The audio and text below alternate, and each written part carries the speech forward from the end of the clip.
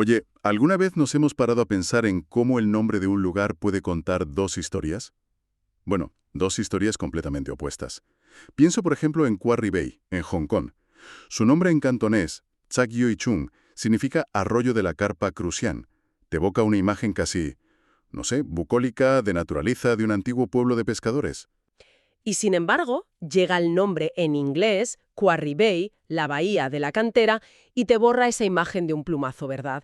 Te transporta directamente al siglo XIX, al ruido, al polvo de las canteras de granito que literalmente dieron forma al Hong Kong colonial. Esa contradicción es precisamente nuestro punto de partida hoy.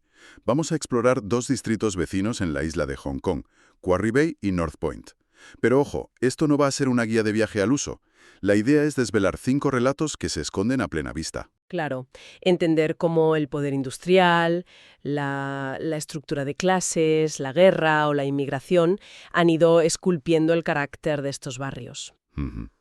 Y esa es un poco nuestra misión en este análisis, ¿no? Transformar la percepción, pasar de verlos como simples zonas comerciales o residenciales a entenderlos como un archivo viviente de la historia de Hong Kong. Exacto. Y conectar esos grandes relatos con esos pequeños rincones, con esas joyas ocultas que cualquiera puede visitar hoy y que de repente cobran un significado completamente nuevo. Pues arranquemos, si te parece, en Quarry Bay, porque su historia es en gran medida la historia de una sola entidad, la empresa Taikoo, también conocida como Butterfield and Swire. A finales del siglo XIX, Taikoo no montó una fábrica aquí, montó un imperio. Sí, sí, la zona industrial más grande y avanzada de Hong Kong en su momento. La escala era inimaginable. No hablamos de un taller, ¿eh? Hablamos de los astilleros Taikoo, que llegaron a dar trabajo a más de 5.000 personas y cuya tecnología naval, ojo, competía con la de Japón. Una barbaridad. Y al lado, la refinería de azúcar Taikoo, que endulzó medio mundo. Y por si fuera poco, una embotelladora de refrescos que con el tiempo acabó produciendo Coca-Cola para toda la región. Vamos, que era prácticamente una ciudad-empresa. Totalmente. Y claro, hoy paseas por allí y ves el complejo de oficinas Taikoo Place, un gigante de cristal y acero. ¿Qué pasó con todo ese mundo industrial? Pues pasó. Bueno, pasó lo que le pasó a todo Hong Kong. Taikoo fue uno de los grandes protagonistas de la transformación económica de la ciudad. Lideraron ese salto de la manufactura pesada, construir barcos, refinar azúcar, a la economía de servicios y, sobre todo, al sector inmobiliario. Ah, claro. Taikoo Place no es solo un conjunto de oficinas, es el monumento al éxito de esa reinvención. El espacio es el mismo, pero el alma económica es radicalmente distinta. Pero que eran cicatrices de ese pasado, ¿no? Pequeños fantasmas industriales. Absolutamente. Y ahí está la primera joya oculta de la que hablábamos. En medio de esa plaza impoluta de Taikoo Place sobrevive un fragmento del pórtico de una antigua grúa de los astilleros. Es solo un esqueleto de metal oxidado, pero su silueta contra los rascacielos es potentísima. Es que te lo imaginas. La foto del esqueleto rojo y nostálgico de la grúa, y detrás los gigantes de cristal reflejando las nubes. Tienes un siglo de historia económica en una sola imagen. Exacto. Y el propio complejo, que podría ser un lugar frío o corporativo, pues está lleno de instalaciones de arte. Hay un diálogo constante entre ese pasado industrial y el presente. Y lo que a mí me parece más fascinante de Taikoo es que no se limitaron a construir fábricas. Crearon todo un universo social, con sus reglas y sobre todo con sus jerarquías muy, muy marcadas. Sí, y esa jerarquía se veía perfectamente en la propia geografía del barrio, ¿verdad? Totalmente. Para los miles de trabajadores chinos, Taikoo construyó los edificios Tai. Eran bloques de dormitorios muy densamente poblados, pegados a los astilleros, al ruido, al humo. Allí se crearon comunidades muy fuertes, donde tus compañeros de trabajo eran también tus vecinos. Claro. Era un mundo en sí mismo. Pero en la ladera de la montaña, lejos de todo eso, construyeron otra cosa. Justo. Para los altos directivos expatriados, principalmente británicos, se levantó Woodside, una elegante mansión de ladrillo rojo con unas vistas espectaculares, más espacio, más privacidad, más aire fresco. La distancia física era un espejo perfecto de la distancia social. Un reflejo arquitectónico de la segregación colonial, vamos. Tal cual. Cuentan que en los años 70, cuando la casa estuvo abandonada, los locales la conocían como la Casa Encantada. Fíjate el poder de los espacios, ¿eh? Un lugar puede simbolizar exclusividad y jerarquía durante décadas, pero lo increíble es lo que es Woodside hoy. Ya no es una mansión privada ni una casa encantada, ahora es el centro de educación sobre biodiversidad, un espacio público abierto a todo el mundo. Es una transformación potentísima. El lugar que era el símbolo de la élite colonial ahora es un espacio para que los niños de Hong Kong aprendan sobre la naturaleza. Es como si la ciudad hubiese reclamado ese espacio para devolvérselo a todos. Exacto. Y la historia de Quarry Bay no termina ahí, porque esas mismas colinas que separaban a los directivos de los horreros también esconden otra capa de historia. ¿La militar? Así ves. Durante la batalla de Hong Kong en 1941, el Monte Parker y las colinas de alrededor fueron un frente de combate. Y lo increíble es que hoy en día, si te adentras en las rutas de senderismo, puedes tropezarte, literalmente, con los ecos de esa guerra. ¿Y a qué te refieres con tropezarte? O sea, ¿qué es lo que uno puede encontrar por ahí? Pues, por ejemplo, los restos de cocinas de campaña, de hormigón, construidas para los soldados británicos, o las ruinas de los antiguos embalses de Taikoo, que no solo daban agua a la refinería, sino que se convirtieron en un recurso estratégico para el ejército. ¡Qué bueno! Incluso se ven los cimientos de un teleférico que usaba la refinería y que fue reconvertido en una línea de suministro militar durante la batalla. Y lo alucinante es que la mayoría de estos restos están ahí, en medio del bosque, sin carteles ni museos. Te tropiezas con una cocina de campaña de la Segunda Guerra Mundial mientras buscas un buen sitio para hacer una foto. Es casi una arqueología accidental, ¿sabes? Sí, sí. El senderismo se convierte en una forma de medir con tus propios pasos cómo la guerra reconfiguró el paisaje. Exacto. Y esa es la segunda joya oculta de Quarry Bay. Hay rutas, como un tramo del famoso Wilson Trail, que conectan todos estos puntos. Son unos 6 kilómetros que te permiten hacer deporte, disfrutar de la naturaleza y a la vez descubrir un capítulo de la historia de la ciudad que muy poca gente conoce. Es una lección de historia al aire libre.